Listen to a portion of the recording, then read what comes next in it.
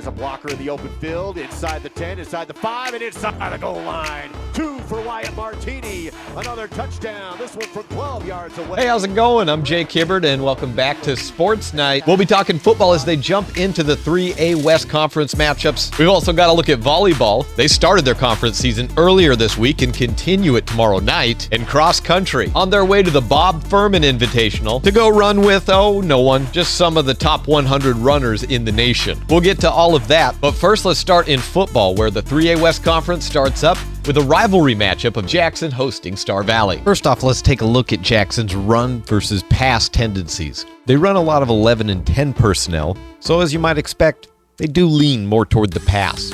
So far, Johnson's favorite receiver is a name you might be familiar with. That's Tyson Kendall, the junior receiver, with 22 catches on the year for 417 total yards and a pair of touchdowns. Receiver Liam Logan and H-back Colin Pape are second and third in receiving yards, and running back Waylon Cosby is tied for second in receptions with 12, but hasn't been able to get much space with just 57 total yards. Johnson's completion rate is just above 58%. And he's thrown 7 touchdowns to 6 interceptions. However, when we look at Johnson's numbers, we have to take into account the entire team. Jackson's offensive line has certainly struggled to give Johnson time to throw in the pocket this year, and when they have been able to get him a little breathing room, drops have plagued the wide receiving group. In a 19-14 loss against Buffalo, where one possession truly was the difference, Jackson recorded at least 4 drop passes, 2 of which were deep plays that could have easily set up touchdown drives. Now on to Jackson's run game. Remember running back Waylon Cosby from the pass game? The guy with 12 receptions but just 57 yards receiving? Well, essentially the same thing's held true for him running the ball. Cosby's averaged just 3 yards a carry. His longest rush of the year is 28 yards, which unfortunately for him has accounted for almost 20% of his rushing yards on the season. Cosby hasn't been able to get a whole lot of running space with defenders in the backfield as soon as he takes the handoff. And at this point in the season, I'd venture to say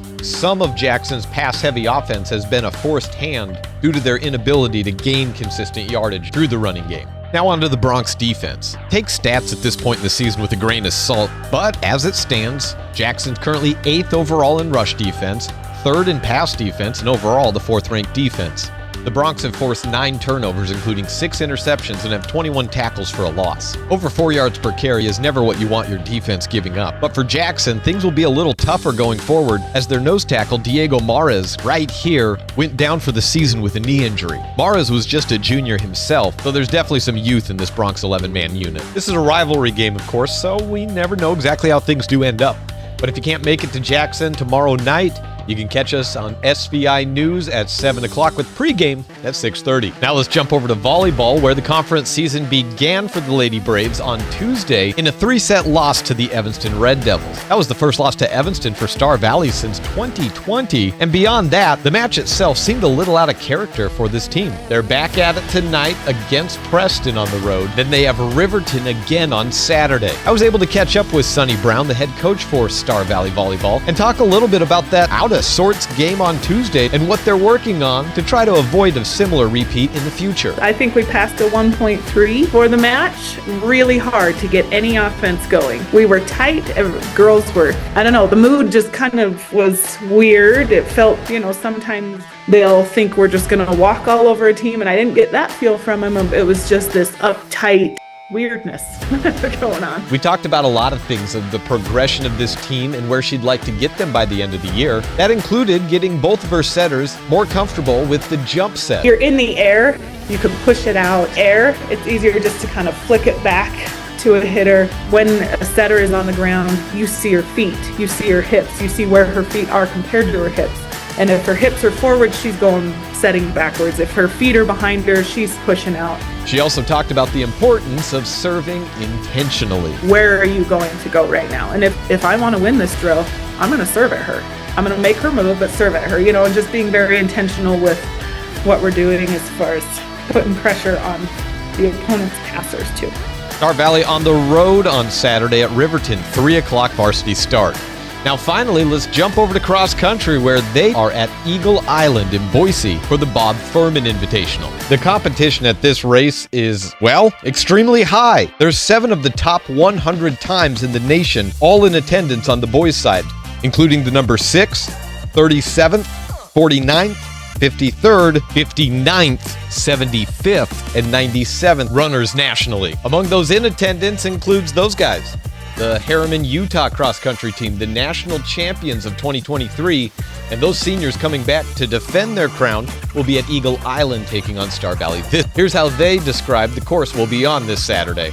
This one, like in California, it was kind of like go from the gun, like you can't really wait, but I think this race, it won't get out as fast, so we can kind of settle in for the first mile and then start making our way up like the second and third miles and kind of pick people off that kind of struggle on the hills and stuff. Now, no matter the competition, senior captain for the Star Valley boys, Jace Burton, says the key is just keeping it in perspective and trying to race your race. Kids and all the kids from our region and all the kids not from our region. So you kind of have to keep it in perspective who you're going to be racing further down the line. But then you do have to be confident in knowing that you can race with these kids and then pick through the ones you can. The course is pretty spectator friendly and you always seem to run faster when you're in a crowd. The Star Valley girls program's been a little under the weather lately. They're starting to get back at full strength now and starting to come together as a team, according to senior captain Alexis Angel. I think we've really been trying to work on trusting each other, I think.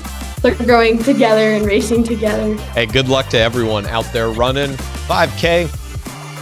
Not for me. And that is it for me. Thanks so much, and join us tomorrow on the live stream as Star Valley is on the road to take on the Jackson Bronx. Catch me on the highlights.